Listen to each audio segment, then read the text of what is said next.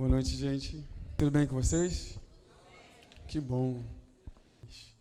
Vamos lá, Isaías 53, no versículo 4 e 5, por favor.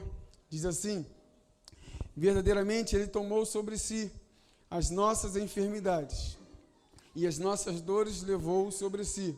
Contudo, nós o consideramos como aflito de Deus e oprimidos. Ele, porém, foi ferido pelas nossas transgressões e moído pelas nossas iniquidades. O castigo que nos traz a paz estava sobre ele, e pelas suas pisaduras fomos sarados. Pode fechar seus olhos, me ajude em oração, por favor. Estenda sua mão para cá, direita, esquerda, pé, nariz, o que você quiser. Amém? Me abençoe. Pai, graças te damos por mais um dia na tua presença, Pai. Sabemos que mais este dia, que assim o Senhor nos acrescentou, Pai, foi mais um dia de muitas lutas, muitas guerras, mas graças a Deus o Senhor tem nos sustentado até o dia de hoje. Assim nós clamamos a Ti, que o Senhor possa nos sustentar, até que o Senhor possa nos buscar e nos retirar dessa terra e fazer assim entrarmos na Nova Jerusalém. Que nesse momento, Pai, o Senhor possa ministrar, Pai, através dos meus lábios, tudo aquilo que o Senhor ministrou, Pai, hoje comigo, Pai. Abra os corações, Pai. Abra a mente, o entendimento, para que nenhuma dessas palavras possa cair em terra, mas sim cair em um coração fértil e assim fazer a Tua palavra, Pai. Por isso nós te agradecemos, em nome de Jesus. Amém. Amém. Gente, o livro em si, de Isaías, nós sabemos que ele é um livro ali muito engraçado. Alguns estudiosos vão dizer que ele é um microcosmo da Bíblia. O que é um microcosmo? Microcosmo é um corpo humano considerado como um pequeno universo, isto é, o livro de Isaías em si, ele é como se fosse o resumo de toda a Bíblia. Tanto dizendo ali, o Velho e o Novo Testamento se encaixando nela. Isaías, ele foi um profeta messiânico, na qual ele viveu ali 700 anos antes de Cristo. Ele era filho de Amós. Sabemos que ele veio de uma linhagem ali muito rica. E Isaías começa a aparecer na Bíblia. Ali ele começa a aparecer como profeta. Então ali ele começa já a aparecer como profeta. Deus te abençoe, eu amo o teclado. Quando no livro ali de capítulo 6 de Isaías,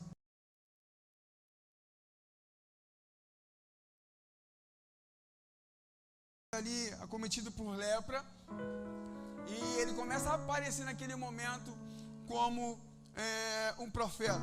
Isaías no hebraico significa Yesha, o Senhor é a nossa salvação. Bem ali com que o próprio livro de Isaías ele traz.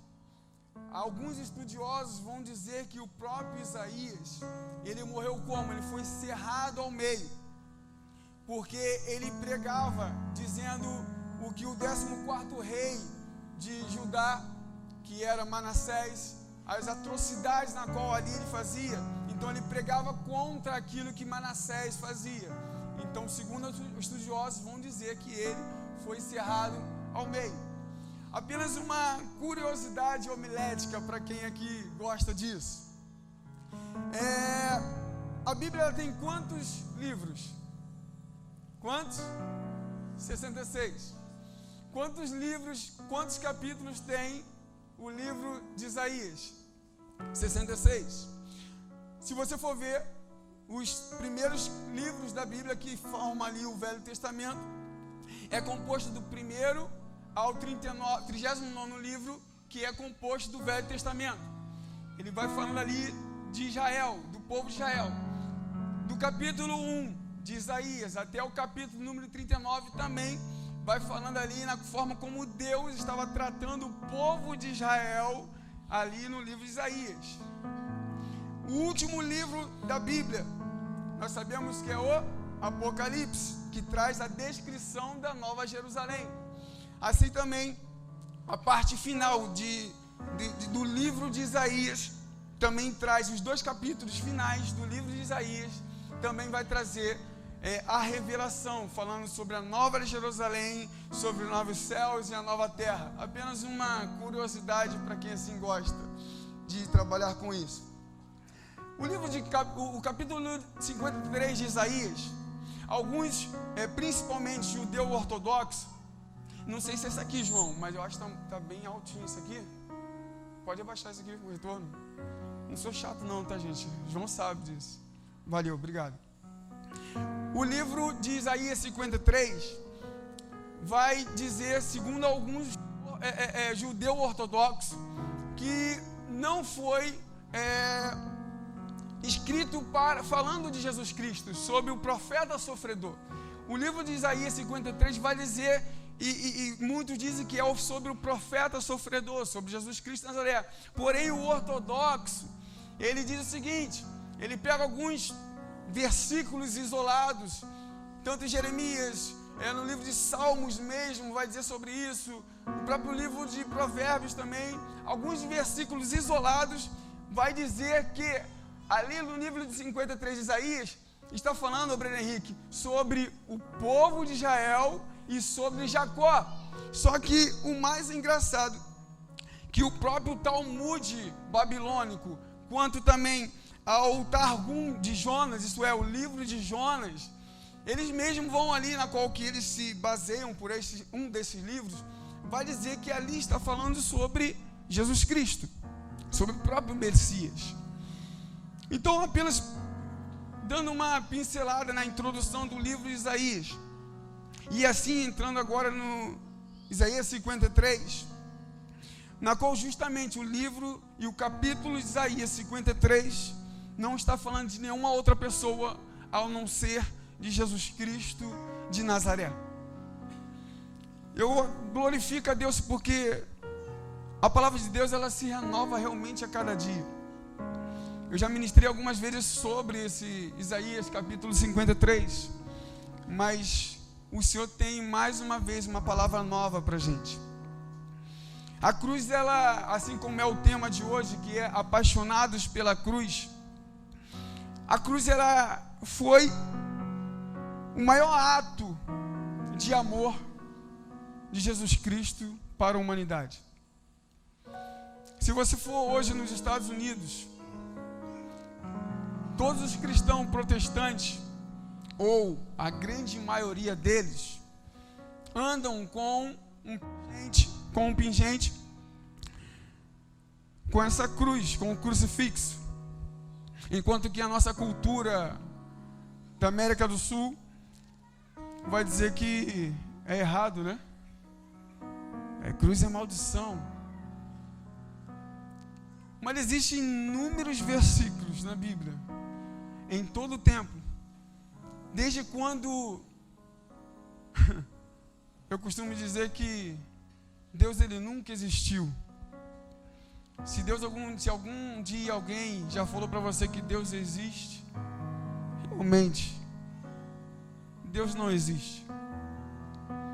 Quem passou a existir um dia fomos nós, quando Deus soprou em nós o fôlego de vida deles. E logo depois de um tempo, nós sabemos que nossos olhos vão se fechar, a não ser que o Pai, ou melhor, que o Filho volte antes e assim nos leve. Isso quer dizer, tudo que existe tem um começo e um fim. Deus, ele nunca existiu, ele sempre foi, ele é. Por isso eu digo que Deus, ele não existe, ele é. Quem ama dizer isso é o obreiro Josué, e é verdade.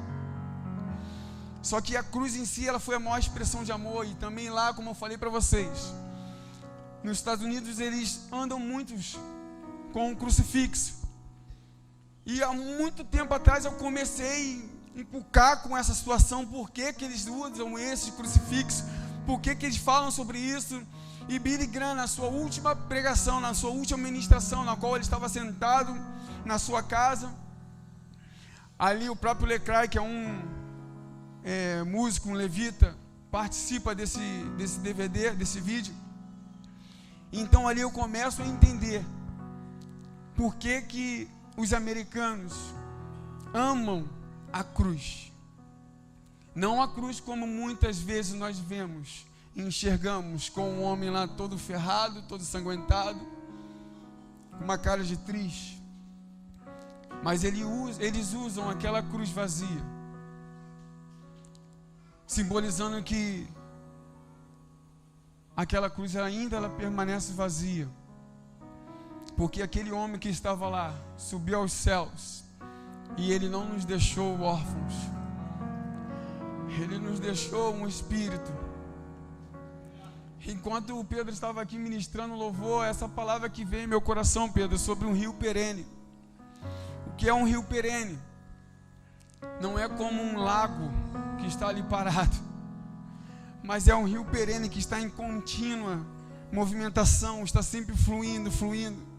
E eu pude claramente ouvir aos meus ouvidos sobre o rio perene que flui da cruz de Cristo. Nós temos que, a partir de hoje, se nós não amamos a cruz, nós temos que, a partir de hoje, não somente ser apaixonados pela cruz, porque eu digo que a paixão é o princípio do amor. Eu no começo era apaixonado pela Camila, minha esposa. Fazer igual como fazem quando nós vamos visitar algumas igrejas, né? Trago um abraço do meu pastor Edson, não sei o quê. Trago eu aqui um abraço da minha esposa e do Luquinhas que está me assistindo. Mas eu no começo eu era apaixonado pela minha esposa. E como é, Vitor, que eu começo a amar a cruz, Patrick? Quando eu começo a investir tempo na cruz de Cristo, como eu começo a investir tempo naquilo que foi significativo para mim. A cruz foi a maior e não existirá outra expressão de amor de Deus para nós. Desde quando Jesus Cristo veio nessa terra, o Pai sempre pensou na cruz. Deus sempre tinha pensado na cruz. Ele sabia que Ele iria enviar Jesus Cristo, colocaria ali uma virgem, dele sairia. Quem de vocês podem me responder? Quem foi que levou, ou quais foram, assim, se você quiser, que levaram Jesus para a cruz? Existe algum deles? Talvez nós temos um pensamento errado de quem levou Jesus para a cruz. Primeiro, Ele mesmo se entregou, insumado. Sendo que, às vezes nós pensamos, não, foram os sacerdotes que levaram Jesus para a cruz. Não. O Sinédrio se reuniu e assim o julgou e o condenou como blasfema. E eles então levaram para a cruz. Não, Vitor, quem levou Jesus para a cruz foram os próprios soldados romanos, quando vieram pegar, e assim levaram. Não, Vitor, você está errado. Quem começou tudo isso foi Judas, que andou com Jesus Cristo, viu os milagres de Jesus Cristo, viu o partir do pão com Jesus Cristo, mas foi Judas que com um beijo o traiu, e ele então levou Jesus Cristo para a cruz. Não, Vitor, você também está errado. Quem foi que levou Jesus? Foi Pedro que negou. Ou talvez aqueles soldados que assim o pregaram na cruz. Quem foi que levou Jesus Cristo para a cruz?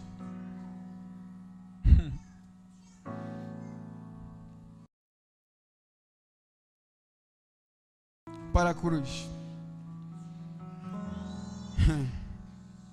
É isso mesmo. Foram os meus e os seus pecados que levaram Jesus para a cruz. Acredito eu que 3 pregos foram suficientes para cravar Jesus Cristo na cruz, né? Fisicamente falando. Posso dizer para você que foi uma multidão de pregos que pregou a Jesus na cruz. Multidão dos nossos pecados. Todos os dias que nós negávamos a Jesus Cristo, todos os dias que nós beijávamos a Jesus Cristo, e ao sair dali, nós pregávamos Jesus Cristo na cruz. Os meus e os seus pecados, pregamos assim Jesus Cristo na cruz. Porque Isaías 53, versículo 3 vai dizer que ele era desprezado e o mais indigno entre os homens, homem de dores, ele experimentado no sofrimento, como um de quem os homens escondiam o rosto. Era desprezado e não fizemos dele caso algum. Hoje em dia, ainda assim, nos dias de hoje, possa ser que eu ministre aqui pela última vez. Eu não sei o que vai acontecer daqui a alguns minutos. Pode ser que eu morra daqui a alguns minutos. Mas uma coisa eu vou falar, que assim como Spurgeon falou, que nem que passe por cima do meu cadáver, mas eu não vou deixar de pregar o evangelho.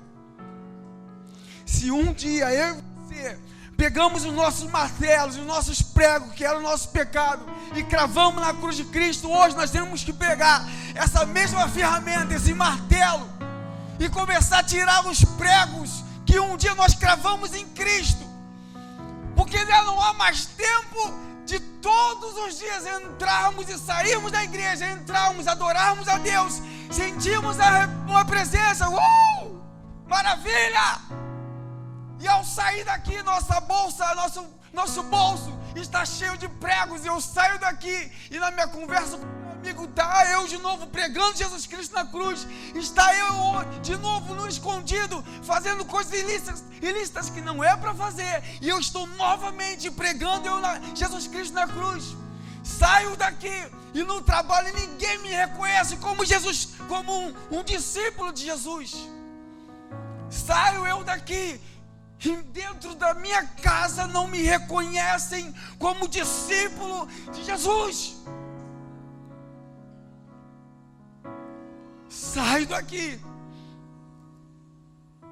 e se eu não falar que eu sou cristão, ninguém me reconhece. Eu posso andar de Bíblia, com a Bíblia, e falar que sou cristão, e ele vai falar, não, mas eu só vejo pregos nas suas mãos.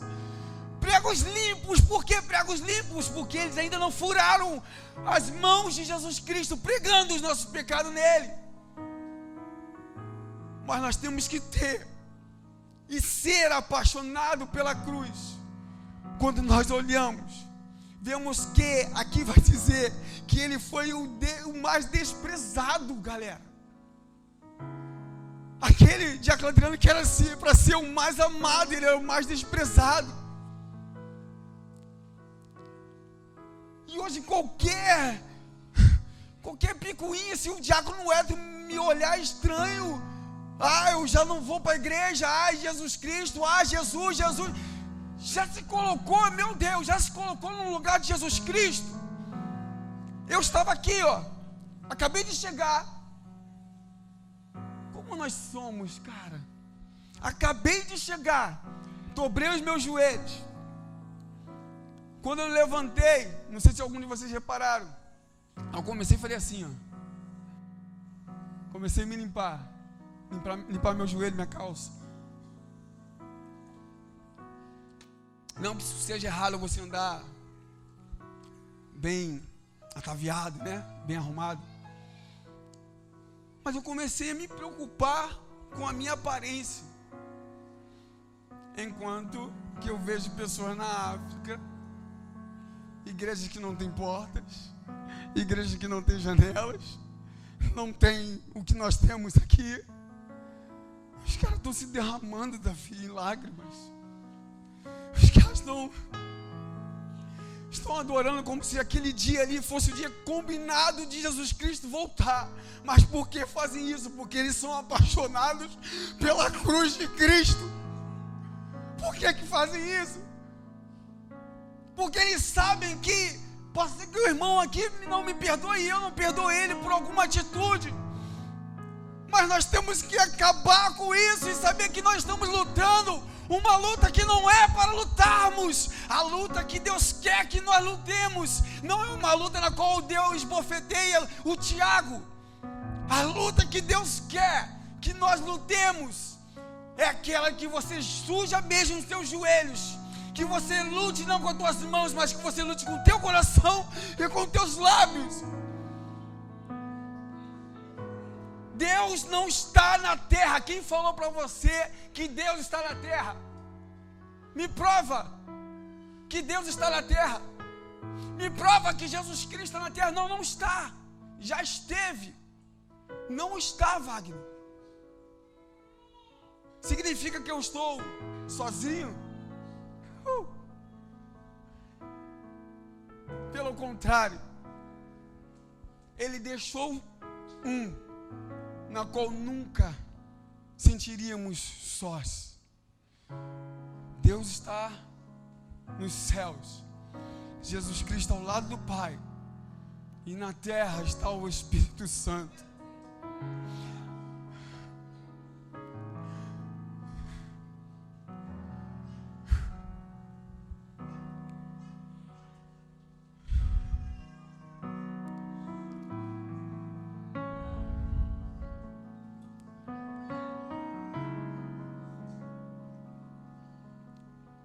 Os meus e os seus pecados cravaram Ele na cruz, levaram Ele para a cruz. No versículo 5 de Isaías 53, eu não vou sair de Isaías 53, vai dizer: Ele foi transpassado pelas nossas transgressões e moído pelas nossas iniquidades. Os meus e seus pecados levaram Ele para a cruz. Versículo 8, parte B, diz que por causa da transgressão do meu povo foi Ele ferido. Versículo 12 vai dizer: levou sobre si o pecado de muitos. Versículo 4 diz: certamente Ele tomou sobre si as nossas enfermidades e as nossas dores levou sobre si. Isto é, os meus e os seus pecados o levaram para a cruz. O próprio Pai o levou para a cruz. No próprio versículo 6 vai dizer que o Senhor fez cair sobre Ele a iniquidade de todos nós. No versículo 10 vai dizer também que todavia ao Senhor agradou moê-lo, fazendo dores. A Deus agradou, Deus se agradou ver Jesus Cristo lá sendo moído, não de quebrar os seus ossos, porque nenhum dos seus ossos foram quebrados, assim como o profeta tinha profetizado, mas ele viu ali todo o rosto de Jesus Cristo assim, transfigurado, ele todo arrebentado, machucado, e Deus viu prazer nisso. Porque Ele viu prazer nisso? Porque Ele não estava vendo o presente, mas Ele estava vendo hoje, que na Igreja Batista Betel, você estaria aqui adorando em espírito e em verdade. Ele foi rejeitado na cruz. Ele foi rejeitado rapidamente. Ele foi rejeitado pelo seu povo. Quando diz, Ele veio para os seus, mas os seus não o receberam. Ele foi rejeitado pelos religiosos da época, que lhe chamaram de fanático e mentiroso. Você já imaginou, já falei isso aqui outrora, você já imaginou Jesus Cristo, Felipe, nos dias de hoje? Cara, talvez chamariam Ele de blasfemo, de um novo anticristo. Porque Jesus Cristo, Ele nunca veio para pregar batista, nunca veio para pregar assembleia, nunca veio para pregar quadrangular, nunca veio para pregar isso, mas Ele veio para trazer uma mensagem da cruz, que você iria morrer. Você quer me seguir? Você vai me seguir. Pega a sua cruz e siga-me. Ele desde o princípio sabia qual era a missão dele, que era morte e morte de cruz. Ele foi rejeitado também. Ele foi rejeitado pela mesma multidão que o aplaudiu. Eu fico imaginando, eu estava em casa hoje, e quando eu coloquei isso, eu fiquei imaginando, quando Jesus Cristo vai e levanta ali um paralítico, esse é o cara, Jesus, tu és o Messias, e de repente o cego é curado, uau, ele é o cara. E assim vai, todos os milagres, maravilhas e prodígios que Jesus Cristo tinha feito, Ele é o cara. E o mais engraçado que a Bíblia vai dizer, que os principais, os sacerdotes, saíram na calada da noite, pegaram moedas, entregaram aos guardas para comprar o testemunho falso, isto é, para testemunhar contra Jesus Cristo de Nazaré. Vocês acham, presbítero Leandro, que no meio ali daquele julgamento, quando estava ali para escolher entre Barrabás e entre Jesus Cristo de Nazaré, você não acha que ali no meio daquele povo ali não tinha um ex-aleijado, um ex-cego, um ex-paralítico, um ex-alguma coisa? E um daqueles ali foram comprados também por Jesus Cristo, pelos sacerdotes. Ele foi mais uma vez rejeitado. E quantas vezes nós os rejeitamos? Às vezes nós falamos de pessoas que vacilaram lá fora. Às vezes nós falamos de pessoas dessas igrejas, de outras igrejas, enfim, de algum cristão que você conhece, que vacilou. E nossa, como você é um perfeito juiz. Agora, quando é você que comete algum dos erros, Pai, misericórdia sobre a minha vida. Como nós, todos os dias, ainda assim, pregamos a Jesus Cristo na cruz. O próprio Jesus Cristo. A você que acha que por não ter, talvez, não ser aqui, pai, mãe, vida que eu não tive pai. O meu pai me abandonou, minha mãe me abandonou. Não estou falando que você não tem o direito de se sentir assim, ok? Mas o próprio Jesus Cristo, ele foi sim abandonado. Ele passou, quando a Bíblia fala que ele passou por tudo, todos os sentimentos que ele pudesse ter, ele assim sentiu na pele. Ele também, o ato de ser desamparado, sentir sozinho, ele também foi. E no pior momento da vida dele, onde ele mais precisava de uma pessoa, para também só para ficar olhando assim, intercedendo, como eu falei com o presbítero Rafael, meu amigo, me intercede por mim, hein, enquanto eu estiver ministrando. No momento que ele mais precisava, ele então da cruz faz ecoar aquela frase, Eli, Eli, lama sabachthani, dizendo: Deus meu, por que me desamparaste? Jesus Cristo, sabendo do que ele que queria passar, sabendo de toda a sua missão, de tudo que ele passou nessa terra, do que ele estava passando, nada estava fugindo do controle de Jesus, e ele assim ainda fala: Pai, por que o Senhor me abandonou no momento que eu mais precisava?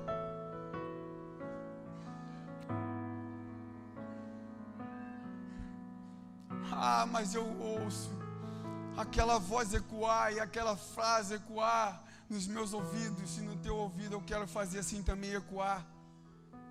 Pode uma mãe esquecer de um filho que ainda mama, Eu, todavia, você estará todos os dias, ou melhor, eis que você está, gravado na palma das minhas mãos. E todas as vezes que nós olhamos para as palmas, ou melhor, todas as vezes que Jesus Cristo olha para a palma de suas mãos, ele não vê mais um prego, ele só vê um buraco.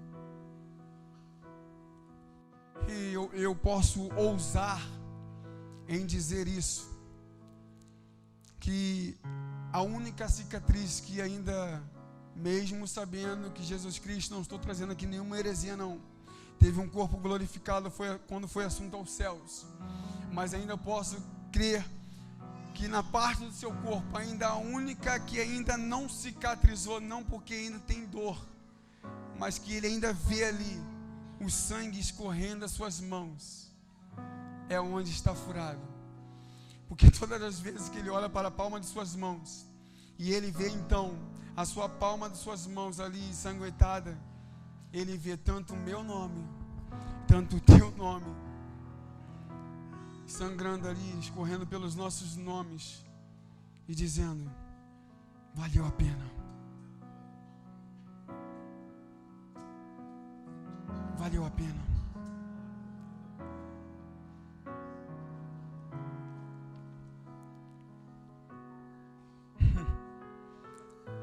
Por que eu falo que valeu a pena? Porque no livro de Isaías 53:11 vai dizer assim, ó. Aguente mais um pouco aí, tá? Vai dizer assim: ele verá. Está falando aqui no futuro. Quando assim foi falado pela boca de Isaías, ele verá o trabalho da sua alma e ficará satisfeito. Com o seu conhecimento, o meu servo, o justo, justificará a muitos, e as iniquidades deles levará sobre si. Parte A novamente. Ele verá o trabalho da sua alma e ficará satisfeito. Era como se ele estivesse falando assim: eu vou para a cruz, Jaclagrama, mas eu já estou satisfeito, porque meus filhos não estão vendo, mas eu já estou satisfeito, porque eu já estou vendo meus filhos lá na frente sendo salvos. E não sei se vocês já entenderam isso, mas eu posso exegeticamente conjecturar aqui com vocês que, infelizmente, terão mais pessoas que não serão salvas do que pessoas que serão salvas. Para quem gosta de debate, essa é boa, hein? Por que eu estou falando isso?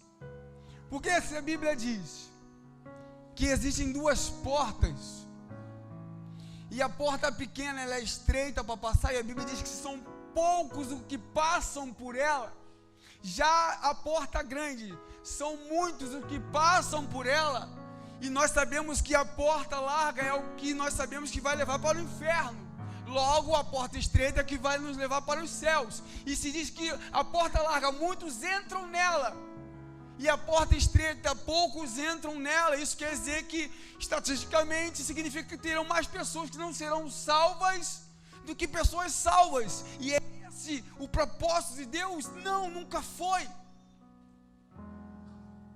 Eu gosto dessas interrogações para deixar você doido mesmo. Quando a Bíblia vai dizer que nós fomos predestinados para a salvação. Predestinado é diferente de destinado. Isso quer dizer, não tem mais uma outra opção. Você foi destinado a algo. Nós fomos predestinados para a salvação. Isto é, o plano de Deus desde lá do Éden era Davi te ver salvo, era a igreja ver você salva. Não é fazer você entrar pela porta larga, mas Deus tinha te predestinado para a salvação. Isto é, eu desde quando eu te criei, desde quando em Efésios, antes de você nascer, eu já tinha te formado dentro de mim. Eu já tinha te predestinado à salvação. E porque muitos de nós ainda assim continuamos a pregar Jesus Cristo na cruz, e até mesmo nem vou dizer que correndo, mas caminhando para a porta larga, e não sim brigar, porfiar no bom sentido da palavra, entrar pela porta estreita, que é essa que nos conduz à cruz e logo em seguida a salvação. Não vai ser fácil, galera. Quem disse não vai ser fácil, eu sei. Deus me traz a memória, só que eu não vou mesmo apontar a essa pessoa, mas pela segunda vez Deus me traz essa pessoa que está aqui, me lembrou assim no Metamorfose, me trouxe a memória assim no Metamorfose passada agora, e mais uma vez Deus me traz a memória essa pessoa, e vou deixar o Espírito fluir, em dizer que Deus estava ministrando em meu coração referente a essa pessoa. É uma mulher, não posso falar mais do que isso. dava para ver nitidamente como esta mulher está em uma batalha muito grande, muito grande. Depois, ao findar desse culto, melhor dizendo, até para preservar essa pessoa, não vou nem falar com ela após esse culto, em uma outra oportunidade eu falo com ela. Mas essa mulher está numa guerra muito grande, muito grande. Vocês estão vendo que eu estou evitando de olhar para vocês, para justamente alguém não olhar assim, sou eu, não. Eu não quero nem dar essa oportunidade. Mas que dava para ver nitidamente, gente, uma batalha muito grande. E essa pessoa calada, mas dava para ver. Eu não examino os corações, não sou Deus, mas Deus parece que me proporcionou a sentir o que aquela pessoa estava sentindo ali no Metamorfose, de uma guerra tão grande, uma luta tão grande, que ela mesmo no próprio Metamorfose, em momentos ela não conseguia abrir os seus lábios para adorar a Deus. Às vezes ela mesma não conseguia, eu via, não conseguia largar os seus braços, ou até mesmo estender os seus braços para assim adorar a Deus em algum desses atos. Tamanha a opressão, não maligna, mas das guerras que estava sobre ela. Mas eu quero dizer a você, mulher, nesta noite, que Deus quebra hoje todas essas maldições. Eu ainda vou mais profundo. Essa maldição hereditária está sendo quebrada hoje em nome de Jesus Cristo de Nazaré, porque eu acredito que se a Bíblia diz que todos os nossos pecados foram pregados na cruz e logo depois nós fomos sarados, eu não posso admitir pessoas que ainda assim estão doentes, mas não, profetizo em nome de Jesus Cristo, que nós fomos sarados pelo sangue de Jesus.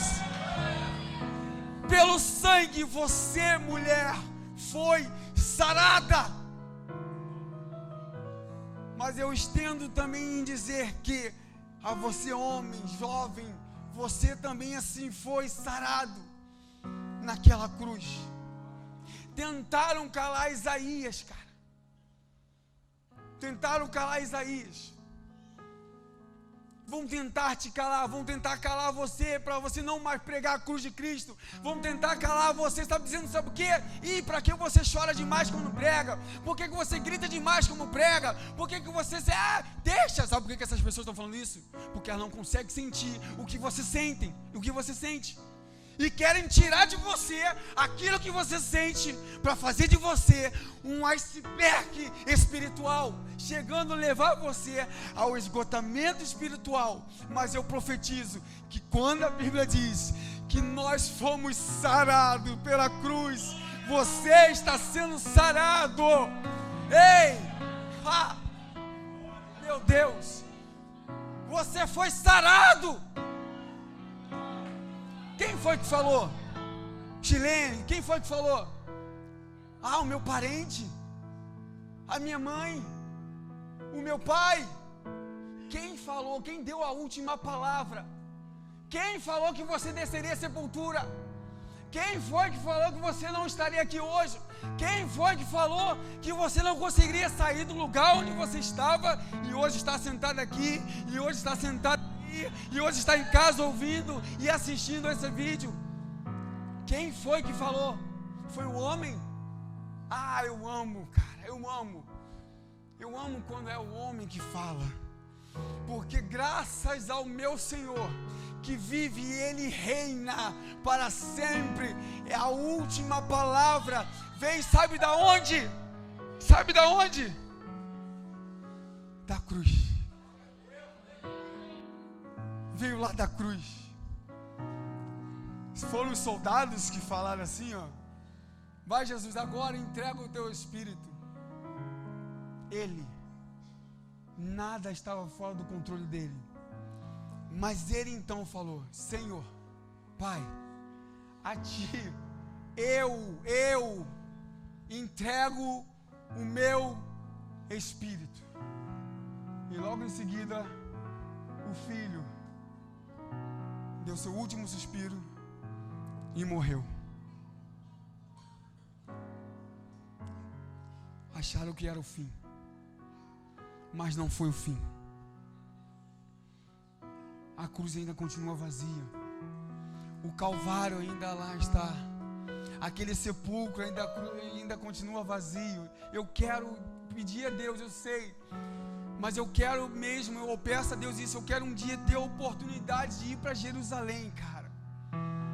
Não mistificando ou idolatrando, mas não, isso faz parte da minha história, isso faz parte da nossa história. E eu acredito que quando eu pisar naquele lugar, eu vou chorar o tempo todo. Mas antes disso, eu quero também, antes de pisar lá, quando eu ler Isaías 53, eu também posso começar a chorar e ver o que Jesus Cristo fez por mim. Isso valeu muito a pena, cara. Valeu muito a pena. Até quando o Pai pedir para eu terminar, eu entrego. Não tenho nenhuma pressa, gente. Não vou ficar chateado se você quiser sair nesse momento.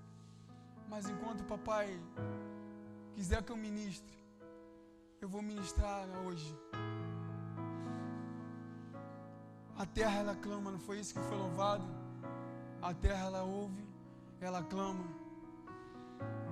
Por que a terra clama? Por que a terra clama?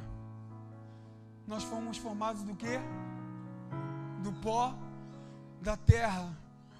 Logo a terra clama, sabe por quê? Porque ela reconhece o seu Criador. Ela reconhece o seu Criador. E assim tentaram calar Isaías. Assim tentaram te calar.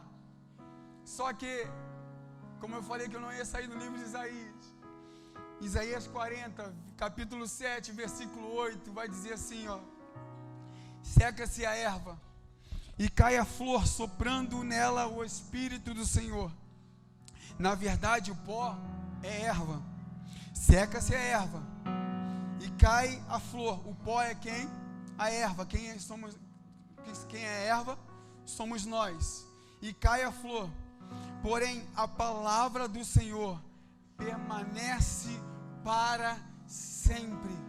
Tentaram calar a Isaías, mas a palavra ainda continua viva em Isaías 53, dizendo que verdadeiramente Ele tomou sobre si as nossas enfermidades e as nossas dores levou sobre si. Contudo, nós consideramos como aflito, feridos de Deus e oprimido. Ele, porém, foi ferido pelas nossas transgressões e moído pelas nossas iniquidades. O castigo que nos traz a paz estava sobre Ele, e pelas suas pisaduras fomos sarados. Quando Jesus Cristo é pregado na cruz, morreu, Ele desce ao inferno, morre. Apenas alguém que ama faz isso. E para terminar, eu termino com uma frase: o amor ele não se explica. Ou você aceita, ou você rejeita. O que aconteceu com Jesus Cristo, os judeus ortodoxos até hoje em dia, Vinícius, não aceitam, porque eles esperam ainda hoje vir um homem rico chegar, mas já os judeus messiânicos entendem que Jesus Cristo já voltou. Eles não conseguem entender que um homem puro, santo, como era Jesus Cristo, ser levado à cruz, morrer, não é de realmente se entender o que aconteceu com Jesus Cristo. Não tem como entender o que Jesus Cristo fez por mim e por você. Ou você aceita, ou você o rejeita. Ou você prega Jesus na cruz, ou você tira os pregos de Jesus Cristo na cruz. Se coloque de pé, por gentileza.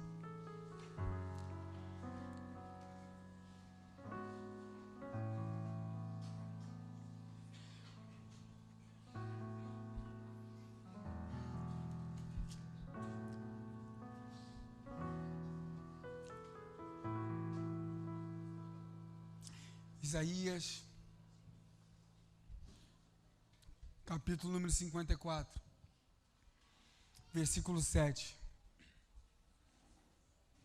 vai dizer assim: por breve momento te deixei, mas com grande compaixão te recolherei. Por um breve momento, Jesus Cristo foi deixado lá na cruz. Por um breve momento, os discípulos o abandonaram. Por um breve momento, Pedro o negou. Por um breve momento, Judas o negou, entregando a ele. Por um breve momento, somente Jesus Cristo estava lá na cruz. Por um breve momento, possa ser que você tenha se sentido abandonado por Jesus Cristo. Mas eu posso dizer que hoje é o momento e o dia que Ele chegou para recolher os seus. Aquele sacrifício não foi em vão.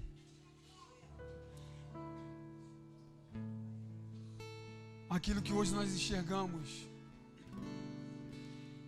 e não gosto de falar em púlpito de outras religiões, mas nós vemos pessoas virando a noite, cara. Virando a noite, não é 7 horas da noite não, mas virando a noite, Pedro, em sepulcros,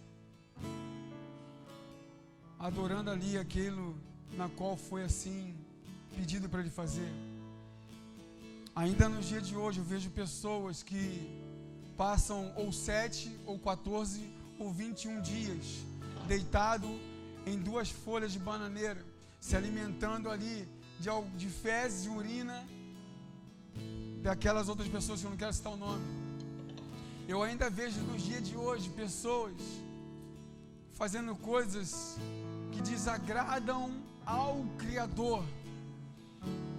Mas eu acredito que ainda assim, nos dias de hoje, eu vejo pessoas que são apaixonadas por Jesus Cristo. Ainda nos dias de hoje, eu vejo pessoas que não negam a Jesus Cristo de Nazaré. Ainda nos dias de hoje, eu vejo pessoas que estão dispostas a pegar a sua cruz e carregar ela aonde quer que for, mas não negam a Jesus Cristo de Nazaré. É o mais engraçado, e assim eu termino, que logo nessa passagem da crucificação, a Bíblia vai dar o exemplo de 2 Simão. É fresquinha essa. Ele vai dar uma história sobre Simão Pedro, e logo depois ele fala sobre Simão Cirineu, que era ali de Cirene. Antigamente ali, Cirene fazia parte da África, hoje já da Líbia, faz parte da Líbia hoje. E ele, em algum dos seus versículos, se eu não estiver enganado em Marcos, vai dizer que ele tinha por filhos Alexandre e, se eu não me recordo agora, se eu não estiver errado, e em Atos, não comprovado, mas alguns teólogos vão dizer que Alexandre, ou latoeiro, isso é, aquele que fabricava latas ou latões, vai dizer que o próprio apóstolo Paulo o entregou a Satanás. Isso quer dizer que se ele foi entregue a Satanás, outrora ele tinha ouvido a mensagem da cruz, tinha aceitado a cruz e tinha sim feito coisas horríveis para chegar ao ponto de Paulo o entregar a Satanás. Mas também você vai ouvir o outro dizer que a este era eleito de Deus. Isso quer dizer, a mensagem de quando Simão Cirineu teve a oportunidade de pegar aquela cruz, porque era normal alguém vir a Pessah. O que era Pessah? Era a Páscoa. Veio para Pessah, participa ali da Páscoa, volta, traz ali a notícia para os seus filhos. E a esse que até nos dias de hoje é chamado como eleito de Cristo, alguns estudiosos vão dizer que ele não tinha passado, vamos dizer assim, pelo Bar Mishvah, que era quando ele era entregue ali para ser provado e fazer-se ali algumas perguntas sobre a Torá. Então ele, quando era aprovado, ele era considerado. Quando ele não passava pelo Bar Mishvah e assim ele era aprovado, ele era descartado, ele era colocado para trabalhar pelos piores empregos que ele era. Só que Esse mesmo homem chega com a notícia em casa, Simão Cirineu, dá a notícia para os 2 filhos. Um é entregue a Satanás e o outro é chamado de eleito. Sabe por quê? Porque ele ouviu a palavra de Deus através do Pai. Então posso dizer que até na cruz, a primeira pessoa que Jesus Cristo assim o evangelizou foi um homem chamado Simão Cirineu. Ele levou a poderosa palavra para casa. Um dos seus filhos aceitou, o outro não quis saber. E assim eu digo para você, que o amor que foi pregado na cruz de Cristo, para assim nos tornarmos apaixonados pela cruz de Cristo, ou você aceita a cruz de Cristo, ou você rejeita ela.